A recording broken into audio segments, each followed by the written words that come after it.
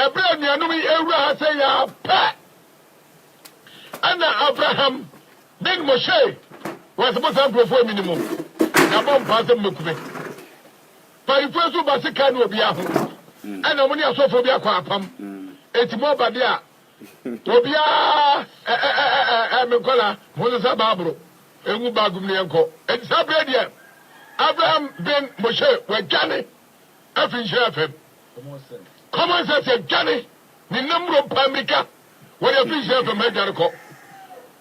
Now you absorb a Tassam media trustable. I'm on Pena. Now so, what's me? Sabre, where Johnny. The last time an anke person came meet Ben Moshe in Shira FM, no. You will to your coy and Ujane. Timoyana more treachery and Koneko debate, and Yendesha several times. Nemono and Rajumedia would yeno, and a neighbor baby church remove. I'm many penny lehuno. Said the mechanic said, well, yeah, I get China Yen Suba with Chichimu. Eddie kind Ben Moshe Elcha and Trock a seer. Pa. One. Ansa ne be frase ye kura no obi a wo hwe ye biara ana woti biara na ye be ya adwene se common sense family wo mo se common sense family no enye religion enye religion eye wo mo asem a wo mo eka de biara se enye religion okay na o se religion biara no nipa na invent ye na ade ba akwa me pese ye te ase ma jot ne nsem no bi the enro teachings ma jot bi na ye be fa nsem no kekan no maako say topic na ye ni say you don't have to be a religious na ge say ni say wo osom bia mu ni ge say ni say wo osom bia mu na ge say o say wo ye free me pa chaw edin kan no enam say ye twedi ampo nyankopon di na ge ndoba mezi ani di na ge na asem edin ti no e wo say ye gina bible so e na ye kasa edin kan no ye wo nyansa ahodo mienu ye wo wiase nyansa e na awurade mu nyansa nti ka 1 Corinthians 2 verse 5 Paul say na sempa wo ka no wanfa nipa nyansa adefe kwan so nem enam nkronkron eyi kire so edin kan no onua ben mo say the person ma tifo nyina tia sense common sense family a religion enya wo na abeka kire me say wo nya religion there be the mom definition of religion no and na kire say wo ya religion and na wo nya religion same me ko se police atare na me ko police ID card eseme ho na me ko twere me din e wo police adwuma mu na police fo fa me adwuma me na mabonte enya me na beka kire nipa se me ye police ni na mia me ya bia na kire se me ye police ni se doctor na mo no a wo se de wote na nyo no beka se me ye doctor but the nyuma and kire se wo ye doctor me pa chaw ena ye bebu sase ye kasa religion na kire se common sense family a religion whether they like it or not na enra omusteti nsem bi ena mpese ye beti ase ye pa ewiase nyansa ene nyankopon nyansa ensonso ye kese edantem wo bekan Isaiah 55 verse 8 wo se enye madwene ene madwene ena enye makwan ene makwan nemum sade osoro eware sina asase no sana mi nyankopon makwan so esena mo de e kire se nyankopon nyansa emudo eche nipa de ye kan 1 Corinthians chapter 2 verse number 14 bibebie na makan entubo se common sense family no mu de omuso mu nyansa de eye nipa adwene no mu de nam ena sa wo de wa adwene ena enam a me pa chaw wo si common sense nyankopon ma ya adwene ye nyuso adwene no ma pa chaw una hwan na se adwene nyankopon de amaye no ema obi nyusu me pa chaw ye wo religion bi aka se adwene nyankopon de amaye no ema obi nyusu ana me first question no what does a bible yaka say mema ye nyusu adwene nyankopon de amaye ana da bi nemom no nyankopon aye som no John chapter 4 verse 24 no we ye honhom enti ne nyuma ne niema no edru pempen so wuduo pia eburu adwene ne entiase so nipa wo adwene na wo entiase ba nyankopon nyansa ne nyankopon ne ye no eye ahoden ewom nti eburu nipa adwene wo entiase so there are so many things it is beyond common sense enti wo se common sense kwa na na mo a ya bo bi dua med na ko hospital doctor amanadru doctor hwe di hu se da bi yare na asemasi eyare no enya physical then it means a spiritual and as a spiritual there get say it is beyond common sense adentira doctor timi reading say da bi ma me we ya de de enya physical na kire say ye woni emebo no ma it is beyond physical in this munim de no munyansa no ko no based on common sense me pa ma me ka se mi nchiro common sense no ede na mo de guide mo common sense dia ope bia fa wadwene ye whether good or bad and as I say na ede na wo determine say we ye good na we ye bad na ho na set rules no ede ma wo na osate no henfa me pa cha ene nyankopon e kan say nyankopon boye ba wi ase en me pa cha de me fa nsem na o kan no mako say de be ye beti ase en ra ono expose no ho Ben Moshe kasa okan enro akire se wono ankasa it could be say nyankopon boss to boss nyankopon no pa o se common sense family for gini di no it could be say enye no kore inti asase so na ya ba no hwe mesif common sense family munya very careful with Ben Moshe afedi o say ka say it could be say enye no kore nyankopon boss o ye active force no e betumi abase enye no kore ti life na ye wo mu no and you make use of this life. Me part to tieni yo. Me say oye always confused teacher. Adentira onim dia wo chere but opese o chere. Onim dia wo keka but opese o keka okasa. Enra di wo gina TV so ka say ye ntimi nkyere ba bia Nyankopon na ese o Bible mo ne wo. The same way no so ntimi emma ne de answer it could be say Nyankopon kura no wa oni ho nti life na odema no ye nyusu me pa chaw ko be kan Psalm chapter number 54 hwe o se ojejenchie ene wo kan nitirimu se onyankopon bi eni ho Psalm 53 me pese me kotu na ye kan na ye wie ni abade nti a common sense family wo mu nso no munyansa no me pa chaw at the end of the day no ebe expose wo mankasankasa yo yanko Psalm 53 verse number 1 nengunko ti asem say common sense family enra me say no topic wa expose common sense family for nyina say no on nim de ekosompo say wa contradicting ho na ne contradictions no mi ankasankasa message am yeti bi the part of Psalm 53 verse 1 o se adwintwes na koma mu se onyame bi eni ho tieni yo enti se no o se kwako shift to ATS movement yentieni yo first o se wotia religion bia na before then no said ye be ya for reference sekinti me clear ne ma bi me wi a ne aba ne point ne so me pa chaw ye kan 1 Corinthians she edi common sense no a wodi wunyansa na wadwene no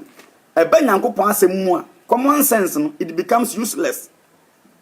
because Nyankopon ho ba bibia mu a eburu adwene ne ntiase so me se honam fam kura ya honbone die mpo no na wo ka se ahonbone mpo enya asase su a ombaba betena na wo stitiye me pa chaw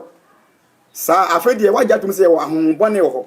ya e work through enipa me pa chaw na sa ahonbone na work through enipa no me pa chaw ahefa na sa ahonbone no wo mo ewo ya on work through enipa sa na ahonbone e work through enipa dia sometime ago the same Ben Moshe and wo kan say ye ni Satan bia ye ni ayibia na mumu no Nyankopon no ye papa no an ono na osade bone de be eba afedi enra wo se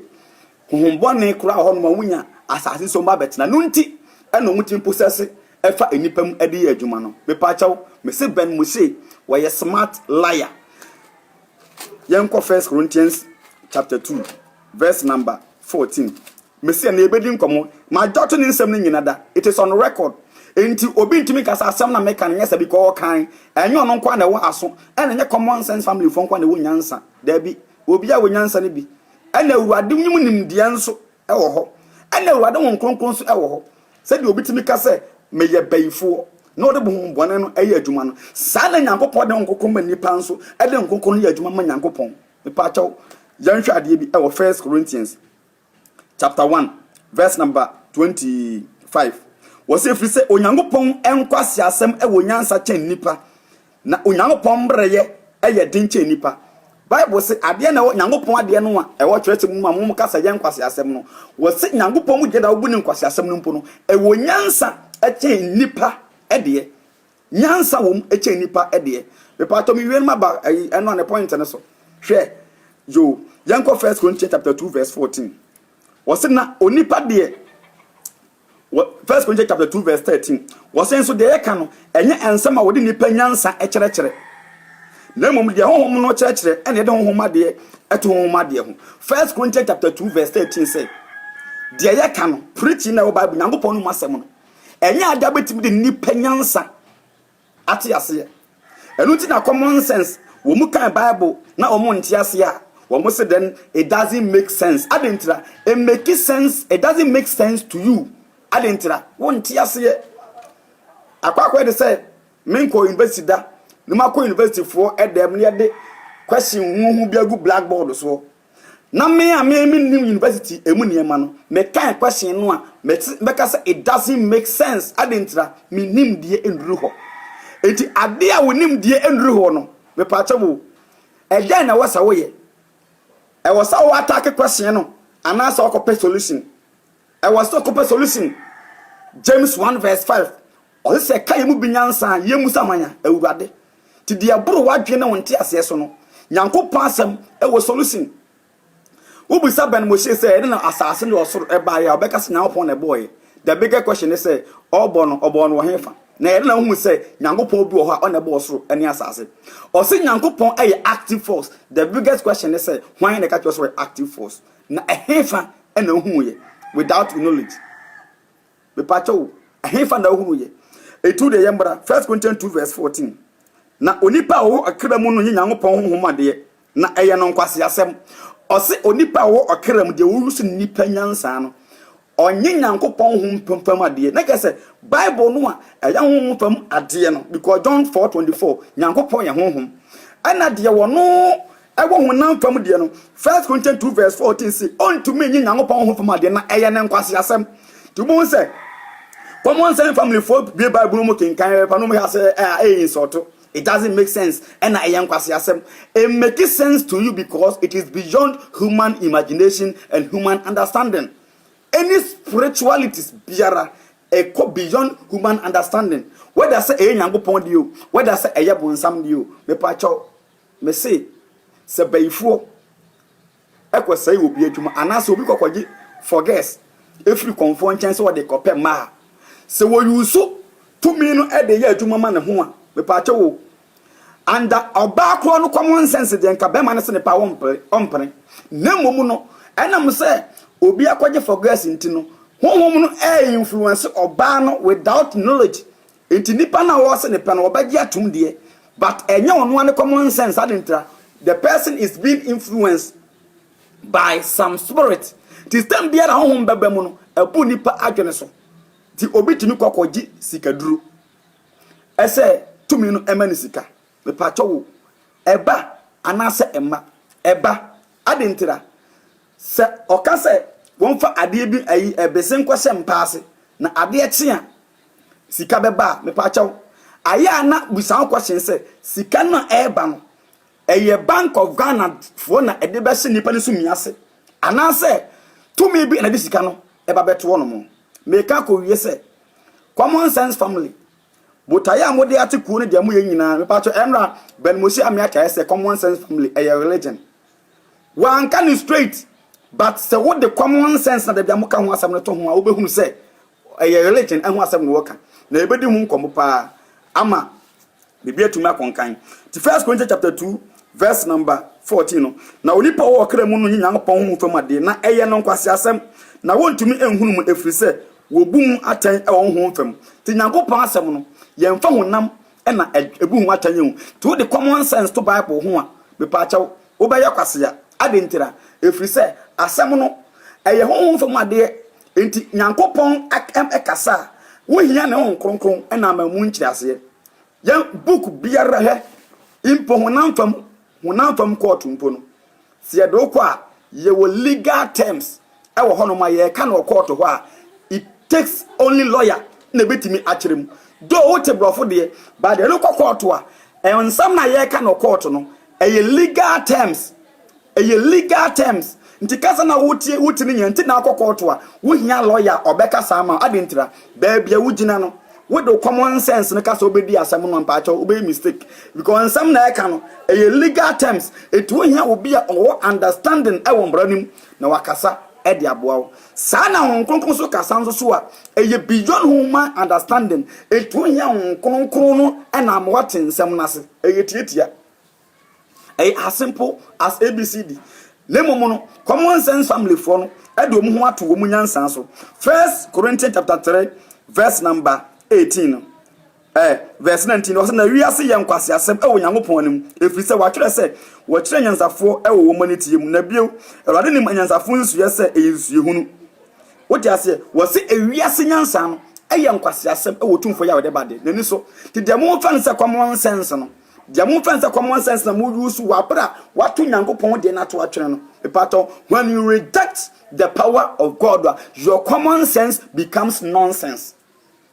Asam ntiete no man no efiri se wo de awoso do common sense better application letter akoto adwuma mu but unso Nyankopon nti no honhom bone nso betimi influence do wa bende but ye mfa wo na wo senke ye fa wo but ye mfa wo enya common sense na adi ko fa adwuma no under normal circumstance ka usi bi den kase wo fe ba honhom masam nti ni a reject ni akofo bi ofro adi ntira asase we yente so kwa asase we ena okwa ena wo de normal common sense nko anante Nyankopon bo ye ba wiase wo si Nyankopon ma adwene ye nyusu adwene ba na ye nyusu wo bi adwene kire ne se woko Europe a eni abrochira embra mo de adwuma o ma adwene mo se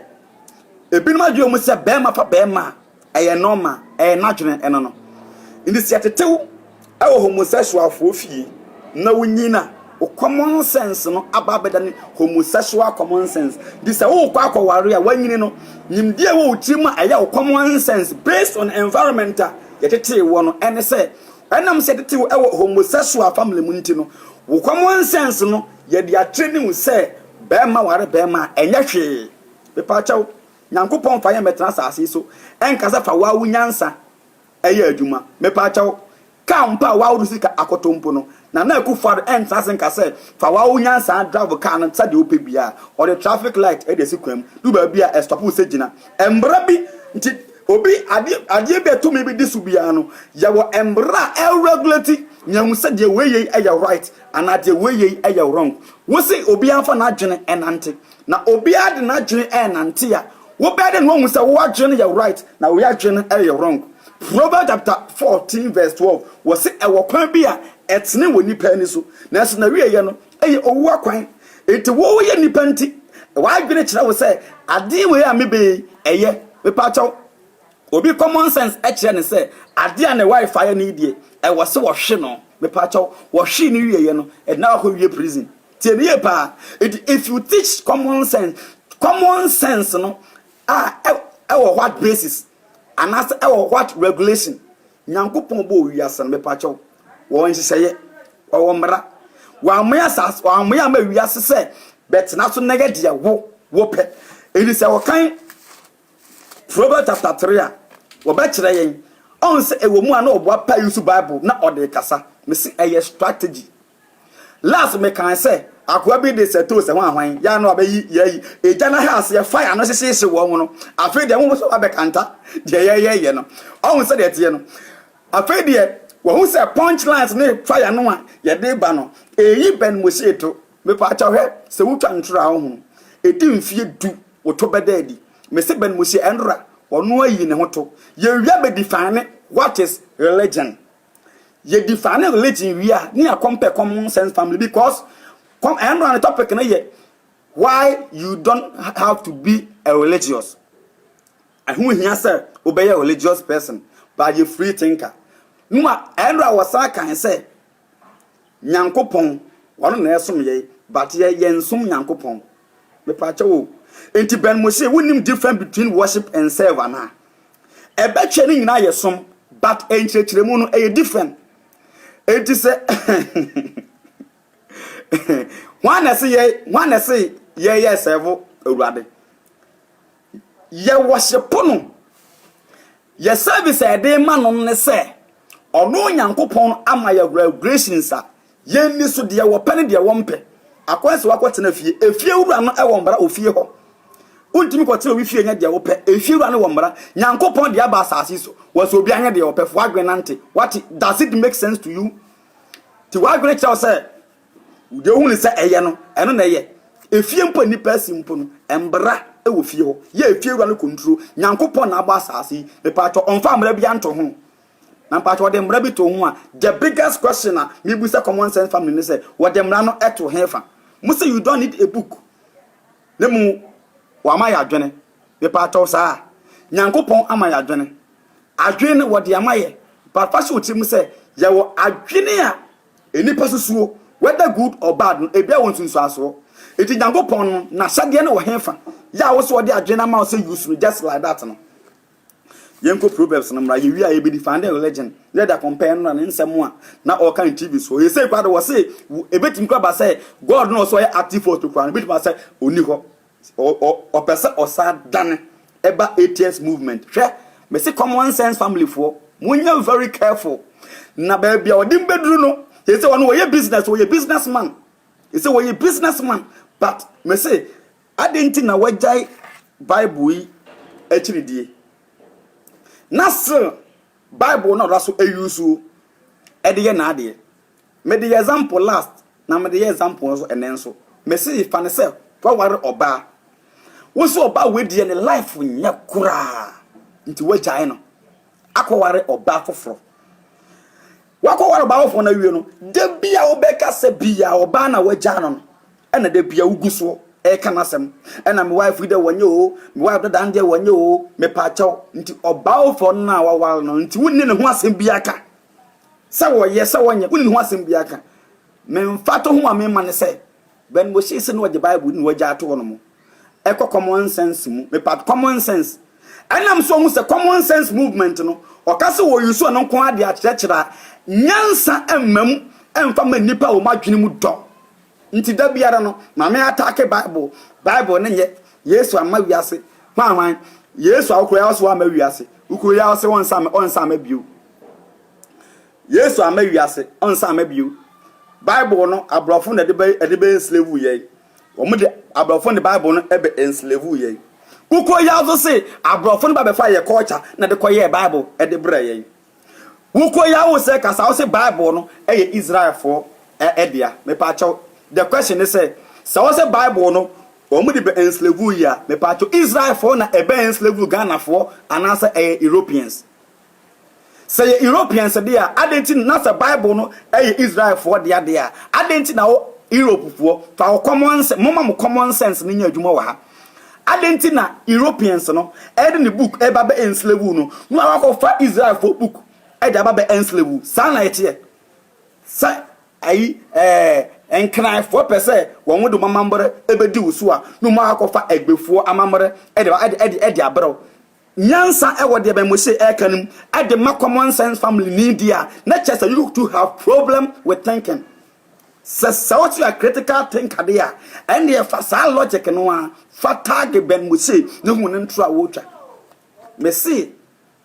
so wo se book Bible we no abrofo no de ede be enslave yai abibefo. Me biggest question me busa ne say enti wo mom kwa asoro no ayabifo nko ana na gasa purposely no abrofo no ye crusader ye heti be hu ni padom ya eya abrofo a white fo a ekinkan Bible o mampanyini a wo America me pachaw wo se America eye Christian nation me pachaw enti bo so o kire say ayi o ma enslave wo mu a tie ni yo America dollar ya trust in God we trust. The biggest question is say God obey. Umaba be chire mu say America no the foundation of America no was built upon something. Eti pacho empire bien ho wiase kingdom bien ho no ma eni nyame a odi akire. Eti say ben mo share the common sense wo de wa dwene kwa nante a you become ubaba be yam pempe so mo say unyansa na si. Common sense the better say come do akodidi. common sense be kire wo say ensuo no mu a esikwam de wa kone kono mu nsuo common sense e be kire wo say ebia opese ogu nsuo di kone kogu nsuo nemum ade ba ko afa se otiri mu ne say ya wonema pia eboro wadwene na wonti ase so wonti pen se obi kwa abrochiri ye hwe ne passport ne na yi so no we ye be man so ye se we oba wonti pen a spiritual issue ebamwa your common sense becomes nonsense tie ni ye pa enti nyankopon ya honhom ti sa opese ode wunyansa ete nase ya o problem mesi nipa mpo abie koto a okokoto a ye wo lawyer fo a giso mu kasama o adentira ensam na ekoso koto no enye ade a obi ad na adwene bete ase etu hia lawyer adentira ho no legal terms na eye adwuma ye ka se amicus curiae brief a e kire sai what one man what is spelling no enti se lawyer krampo embra constitution po no ehia interpretation wutimi court na constitution article baako lawyer we say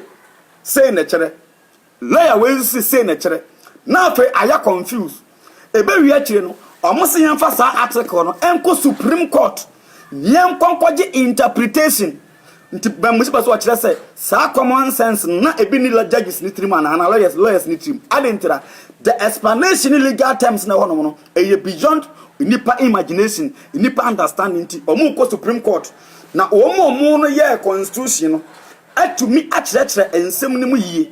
ti sala nyankopon kasa na so biem na wonti ase na bro wadwe na wonti ase so a ko nyankopon no de asem ne baaye no ho James chapter 1 verse 5 e kamu binyansa omusa awurade na ade o se da bi medi minyansa ebe hwe wasem nim na me kan question na question ya mede na me nkope answer question na edinti me se question ya wrong is also me ka se minim nti ase nti kire me no there be me se question na ya wrong se ben mo say what na dwe to no hu se common sense no kwa na head and to aso musa obese ja ato ho adintira we ye confused teacher and liar yen hwa ade bi wa ha me se was it wajai bible wa chidie se wo hia mu na one common sense for 8 no wo ka common sense ade an fa me ho because Buddhism se Buddha ni church ni Buddhism mu a men ko kasa wo ho se kramoni church ni kramusum mu a men ko kasa e wo ho osum bia church e wo de ono pa mu a yen ko kasa e wo ho na momu no se wonim na se wo the Bible ebam na wo ba be kirem wo abra de wo kan ye ntro de a we have to come in sanete. If you say dear Ben Moshe cano ntro sometimes of a Bible ne portion baby a favor no na watch them said there or no pe on say enra wo quotation bi James chapter 1 verse 26 ni chi ni enie se obisu se oye nyamesum ni na ana say James 1:27 nyamesum pa ehuni asem ene say obi ko hwe ajanka ene awisia me pa acho ye kase nyamesom a Ben Moshe ewo agenda na business na all ye ntino unim wa kofa translation ye good new translation bi a sa translation no sa James 1:27 no a o ka se nyamesom pa ehun ni asem ne se nti sa nyamesom papa no wo translate no a good religion me pa chaw ade ba ko wo se nyina ti ase ne se sa religion no any Bible nim ni chi eye nyamesom pa Ben Moshe e kase e wose yes on kase nyame ni ho e wose yes sum nyame na sa wo sum nyame a wo sum ne sai wo sum ne sai de wo pe ana sai de ono pe hwe nyame bia ni ho no wi o back 1 Corinthians 8 verse number 5 a wose ye wo nyame bebre yo nyame bia ni ho no mo asum sai de wo pe da wo betima ko konfo nchen na ko konfo nchen a wo se meme de meme apede na e ba wo nchen da bi ti wo se ne mra ademba e na chese wo di wo so ti nyankopon ya we no obo so bo asase no wa wo mra wo dem nipa e wo se nipa de bai eti so eti mra na wa se na wo se nipa di so e pa cho nyame biara e wo ne rules e wo ne regulations eti se common sense for ka se yemfa ye ho ento ye nyansa nko aso a me pa cho ye hwe mabusam chapter 3 mi wie nya baba ye analysis bi e wo no ansem no ho ene ye nche beberebe Proverbs chapter 3 Awurade yɛ adom a chapter 3 verse number 5 ɔse Proverbs chapter 3 verse 5 fa wakoma nyina bata Awurade ho na mfa ho antwere wo hunu mu wote ase Bible ne say fa wakoma bata Awurade ho na mfa ho antwere wo hunu mu mizusuye ne say obi zusuye nti wada afiase obi zusuye nti obi adwiri bia ofa yenti wada yasabia obi adwiri bia ofa yenti ede animguase obi adwiri bia ofa yenti ede how na abre no ba se Nyankopon ma direction ma wakwankyera Epacho obeka James 1 verse 17 to 19 wo se akyade pa en akyade nyina efri ha agya ne nkyɛn na eba efri Nyankopon nkyɛn nto ka se tena wi ase fa wadwene esom Nyankopon a mepacho wuntimi enkotena obi fie enko ka se wo de wadwene ebetena fie se de wo pe efie wura no ewo mbara efie biara ye hyemra ewo mu na hwan na fata so wo hyemra efie wura Nyankopon de aba asase so wo so obi afo na dwene emobra ade we etomo common sense for asum dia then I must tell you people say mo problem with mo critical thinking mo da bia mo ka ho asem me pa so yen ko ba bia kora o afei ne ba be wura bible stop afei ne ba be wura bible nim na yaye analysis bi e wo ha on se madin ka cho say Romans 14 verse 12 say e wo kwan bi a etene woni pa ni so na wiye no eye owu akwan hwe Endra okeka nsem bi edin kan yen define religion na yen hwe the meaning of religion o say yeye esum Nyankopon eye a Christopher anase ye Bible di no eye religion me pa chaw ben mo say hwe let me tell you something say wo problem wa wo hono Nyankopon up to date Yesu why already so bad opechew na wo humobo hwe from Genesis to Revelation Bible way enim say nyamesom ne religion enim eye nipa na define religion bi an wono de ma osum kuo bi say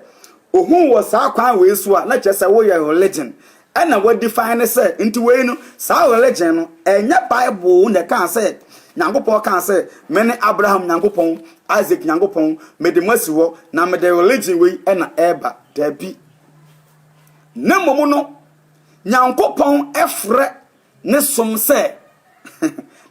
eye oman nation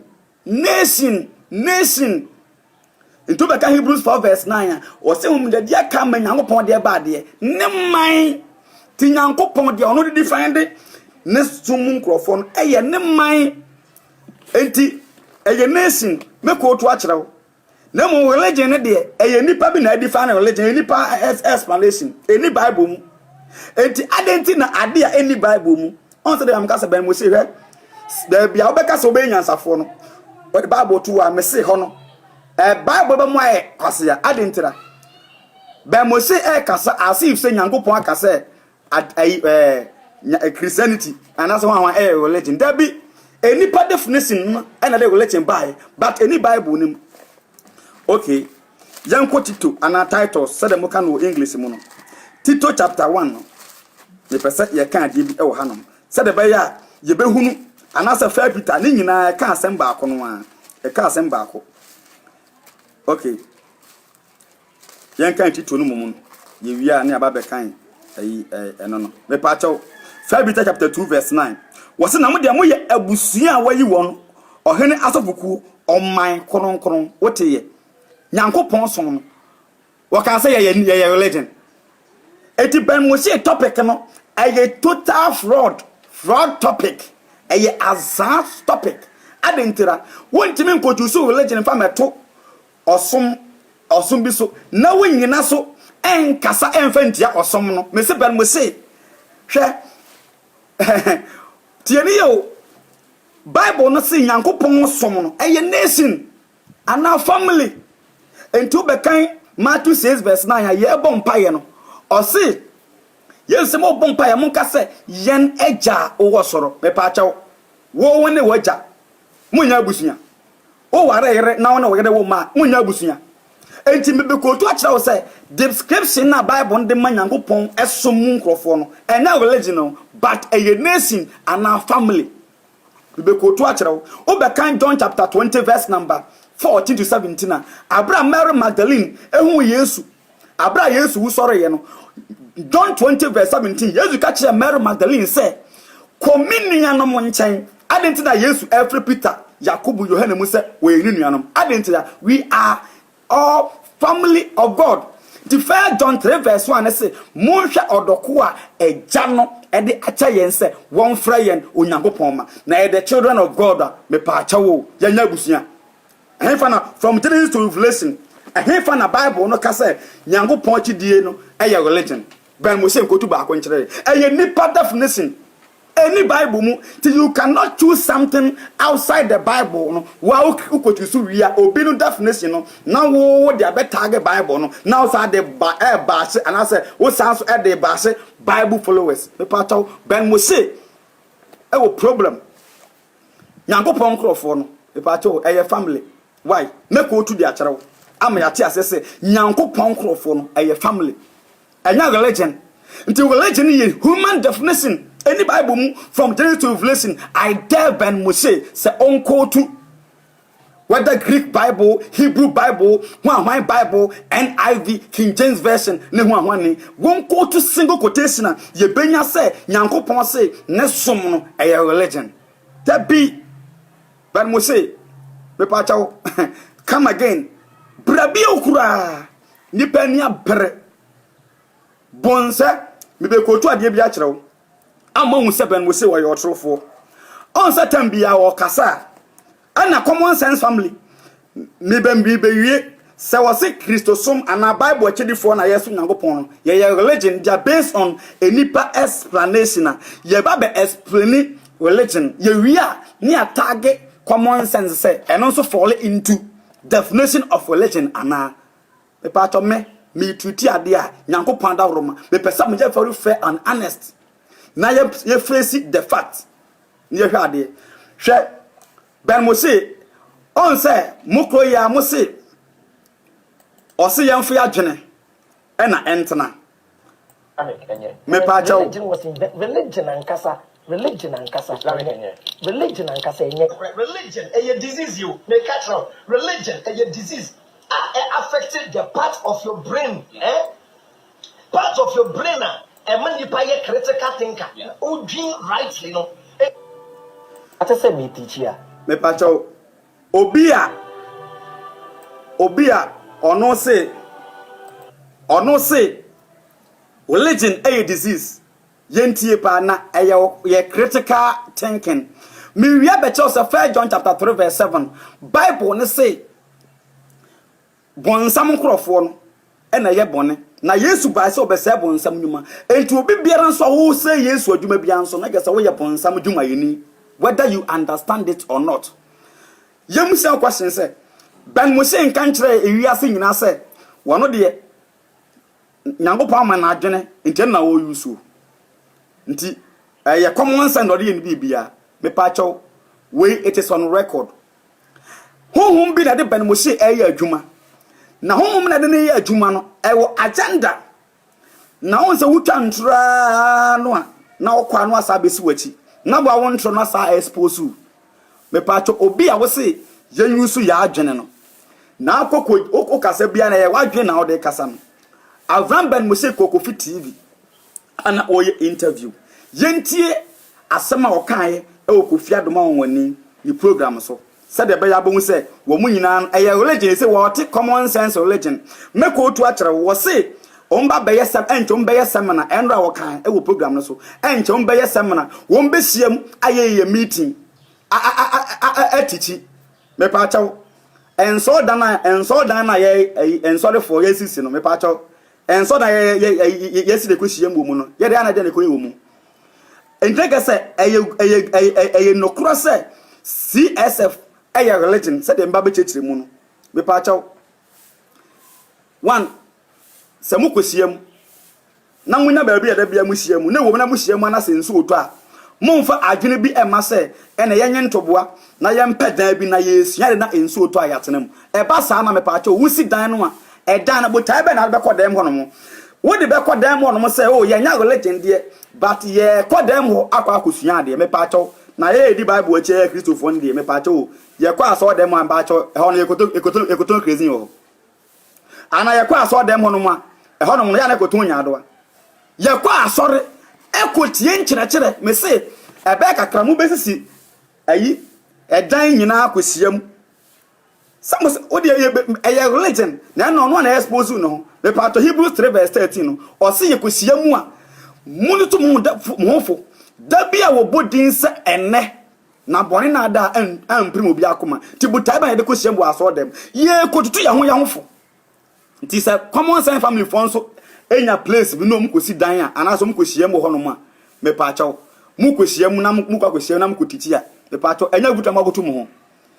eti na mechira wo se eya religion ana omu ya ho adwuma na ansa na wonte ase na ben mo shed na adwene na ne manager won mo de mo adwene abiti mu me pa chawo obi aben mo se nya ho bia na eku influence na won na adwene nante ti won de wo gyan pon di ba nya pon ama ya adwene yen koti asem o kan Kofi Adoma TV so se tem biara oba be hye ntichin ase bia tichin bai ni mfutuo na oto no tem bia oba be start biara no ohun se bibi abehye ni mu a na de na ye adwuma ye wi a match bibi kro energy within me your name bibria religious people na ye omuka na person e ka na bi wo me start say me teach here. If I start teaching, I'm not myself anymore. Say you know about any gonna be some Bible verse bia one hwa me nkai verse no but me nyat na say we the kasape then everything starts flowing me pa cho obi a wo se what the common sense after the also obetichi you are not of yourself anymore, and if you are not of yourself na get say e dey not take over mo fa common sense nwene ho o se mre bi obeba sha say o flow bia no na get say he is not of himself. Obi a wo say always yan fa common sense nya adwuma no sa bibi se omu a na de wo ya adwuma say Yesu adwuma okay se bibi na se omu na de wo ya sa ade a na mecho bibi kro 1 John chapter 3 bibi kro no je se anya ade bi anya ho kronkron a aya ho bone afedi se ba mo se nya common sense no de kasa o na momu no bibi na ya ebese ni mu e de kasa hwe ameka se mi nkyerɛw ye kan Mark 1:21 na Yesu kwa asodem na obi ti asodem no ma na owo honhumfi se hon kronkron e ma wo ye ade kronkron de a e na honhumfi e ma ye de ba de e ma wo ye enema bone entimeba Yesu Matthew 12:30 o se de onka me ho no na otia me de oneme mu aboa no na ohwetim se de onka Yesu ho na otia no de a ane etubi be na be se ben mo hye mu a oka se o sha se o se o titia then he is not of himself. Me part of me and I'm kashena no. Me na me kashena no. Me say Ben Moshe is possessed by the demon spirit. Enti enna odin Yesu and the Bible aye target. Adis na Ben Moshe any opportunity e wo TV so a onko chacha common sense family o muti chinsimu. Na mamu dabia or attack Bible adintira something he is possessed by something. Ya onu aka ho asem. Wa wantie no yen sentie bio me pachaw me kan troto obi so a Yesu ompesa akra ya de wo ti asamo obi a wo se wo de common sense na de nam no ti de obeka na ye wie energy within me your name bibria religious people na ye omuka na person e ka na bi wo me start say me teach here. If I start teaching, I'm not myself anymore. So you know about any gonna be some Bible verse bia one hwa me nkai verse no but me nyat na say we the kasape then everything starts flowing me pachawo o se o start so be kasa bibia be furu ba o kasa wie na obusa na quotation crowd outsider we bi hono manya de a obetima kan kire wo eti we kire say quotations ni nsem na be mo say ka no o careful the common sense mu anas o ka from a particular spirit you think can hu na kesa spirit na de na adwuma nya ne common sense me pa chaw hwe se honhom bi na de na adwuma de a ene ye hwe ade bi Ephesians chapter 6:10 o se mo ma mo nya dene e wo ehwa na ho de tumi mu na yetuma gyana bonsam na de adiesi wo se nya honam ne mogya ene ene nanya na ye ne mpanyinire tumidie ene wiase sum de bade etumfo ne ahohombone a ohefa ewo soro obeka Ephesians 2 verse 1 na wo se honhom bi wo honoma eye aduma ewo asore de bade ema so ti Ben Mose aye nyankopon asem so asorden no ewo sa honhom bi ede ne ye aduma honhom be ya ahohombone ntini wo se o say wo kasa na honhom bi he is not of himself uko ya so ye common sense for me guess all the wadwen na ye aduma afi de ban say na emfa wadwen biu na bibi na take over you bibi be ya se Ben Mose enim adekode I take over no dia ene me mana hunu 1 John chapter 3 verse 7 o say mi se mi wi be man point line kakra bu anom na matu jano me se fire for fire we ye part 3 enu ani preaching no ene ye ho aduma de ene obeye no Wari aduma Friday ebo 4:30 Wari aduma Sunday awia 4:30 Ghana time 4:30 Ghana time de Friday na nyumre be Mose be no kwasi ada 4:30 ba be cheche mu hanam wo to bom me se wo forget Bible na wo the common sense nkwa na e kasa chenchechira menini ni asem na mom o Bible din bo Yesu din now but God of the Bible ne nyankopon boss balase din se kim now be attack ne dia me pa chaw and the unfa hu ni keke sa wo sa wo tum futro eke o ti wa na do o to tum futro eke there be 1 John chapter 3 edi Yesu wo mo muta Yesu na bibia wo be kan John 3 verse 19 wo se we ni atemu se han na ba wiase na nipa do sum se ne han adentra Yesu se wo yi ni ewiase atense nyuma ye boni ti wiase taa no wo be kan John chapter 7 verse 7 na Yesu ka kina suafo ne se oyi wiase aten e wo boni hu nti no ama ewiase taa no ti Ben Mose eta Yesu adentra 2 Corinthians chapter 4 verse 3 yes Bible no se ewiase nyame no efra enipa binum adwene ani nti ye wo God of this world a wo ye Satan wo be kan 1 John 5 verse 19 was still wiase nyina eda obonefo nim ti Ben Mose say if something takes over him abra or shall say o tichidia then I must show Ben Mose say mama won for something but unfair no demon eyetiatia demon and eyadima enya something me say dia obeye no enne no your number ni 0247 947812 0247 947812 some message time na Ghana time 4:30 ene de obey na nwumre yi no Wari aduma Sunday Ghana time 4:30 ye baba explain me se wo de si ye betu se wo jai Bible ye chiri de nyonko an obi waja nyamesom obi an enja hwe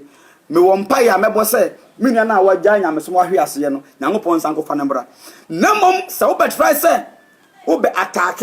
abra wa firi mu dia ene ye nso ye ba be chire ma husem futuro ena woto ye kan 1 John na ye kan na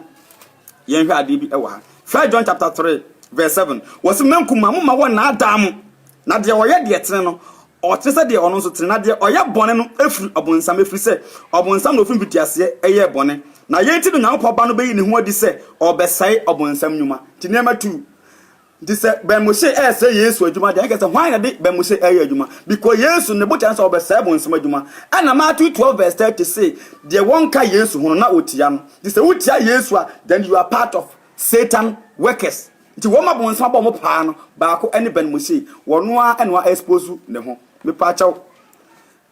yenhwa ne points ni bia o making ne nra o say common sense family enya religion tie ni ye oboa ye kan religion a obi biara because me say Bible no religion ni mo religion ni Bible mu Nyankopon chidifo no description a wode describe ye no eye nation obekan Exodus chapter 19 verse 6 Isaiah 61 verse number 6 Nyankopon man kronkron eye nation on mine obekan Philippians 2 verse 9 and Edisem Revelation chapter 1 verse 6 was a be holy nation ayo man and as a family abusua enti ye Nyankopon abusua enti ye nya religion de eye nipa na wode wa form definition of religion e de enti ohun say dia wo ye no fall into the definition na no dey target say wo ye Christian religion wo ye hwan religion dabi Nyankopon no boss bo asase ne ka say wate religion dabi na mum no wo se o won family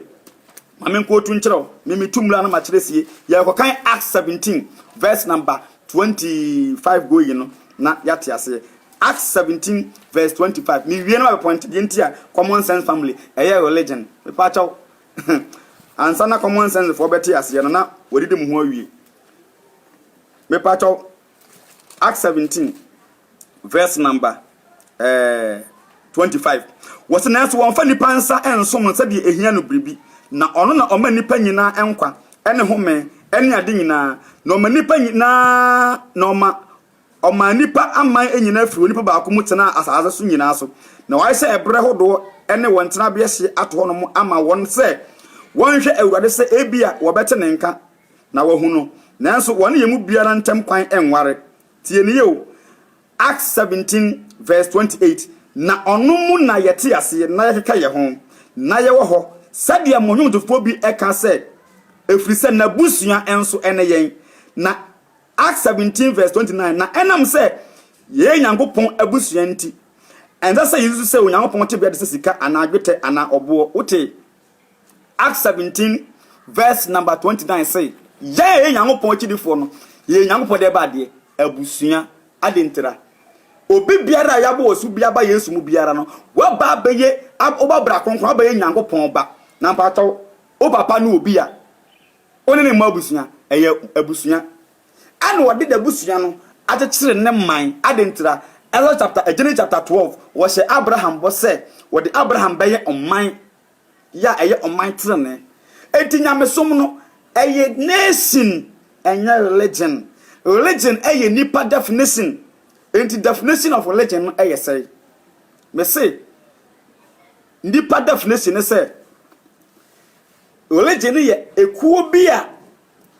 wo mu wo gidie wo nyame emu na omu wo gidie wo nyame mu ede omu to so wo kwan ahodo bi so that definition what they want to find with definition of religion it is a definition of religion e kire say in terms as a common sense family no omu wo gidie anase wo mu ni gidie because you who definition of religion the self definition of religion dia na common sense wo mu ka ho anase wo mu enka ho me pa cho omu anu masem e na yede baba bebua wo mu edin kan wo mu ginyame di anase wo mu nyame ni yentie common sense for religion was in religion and kasa religion and religion a disease you make catch religion a disease affected the part of your brain part of your brain and when you pay critical thinker who dream rightly no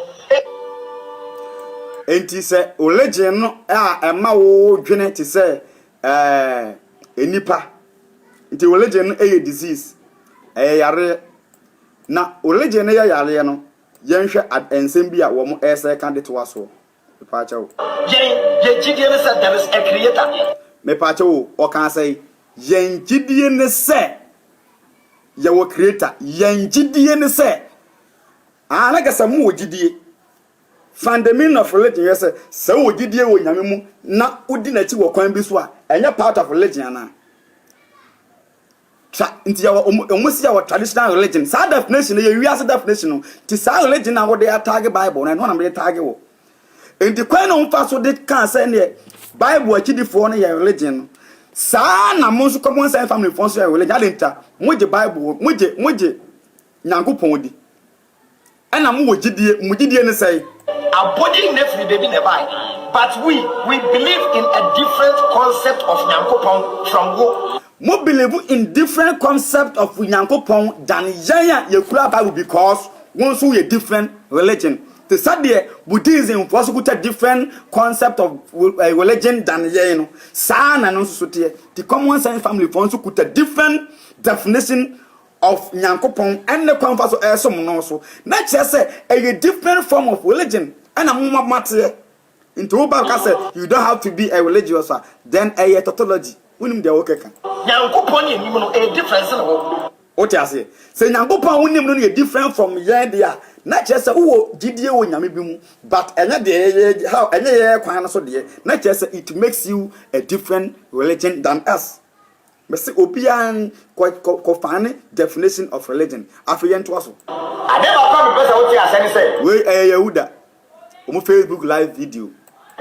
Yanka said there is no Nyankopon. Yanka said Nyame bi ni wo. Nyame bi wo. I believe there is only one God who is a jealous God. I am for being compared. We don't worship God through anything. We worship God directly. You don't on say and teaching no or say Nyame yen worship no. Onu mum na worship, onu mum na esom ye na ye me pato we worship God. Me pato ukasa wo worship obi a ye na Christopher nso ye worship Nyankopon but na some say ye mfamfa ntoba mesi ana so John 14:6 mene kwan no kro ne nkwa obi ntumi nko Nyankopon ten gise onam me so ana wo so say o worship Nyankopon directly me pato Islamic religion wo mu worship Nyankopon directly wo mfamfa Jesus so enti ye kasa Islam eya religion dia na sa wo so Ben Moshe CSF Muslim worship Nyankopon directly dia me question is one mu worship ne say Africa them say your religion There's some Nyankopon ye nipa or ye active force or to say energy ti Nyankopon ye nipa but musom no mu woni mu gidie mu woni mu anidaso then it makes you a different religion afei na common sense family here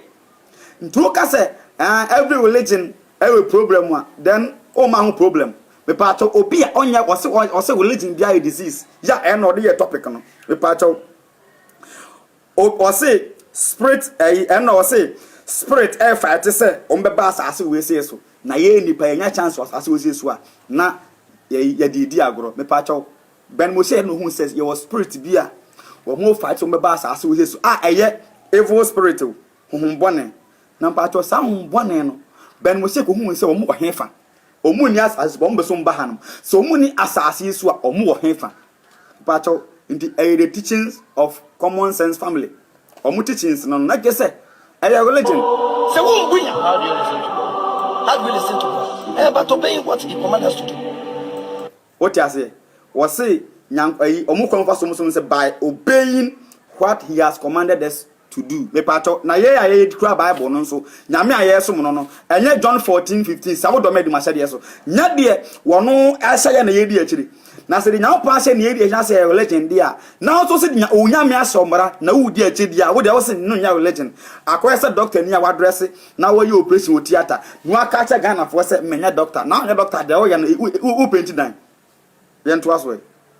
Nyankopon mra na Nyankopon mra a law of nature me pato wo o se Nyankopon mra no e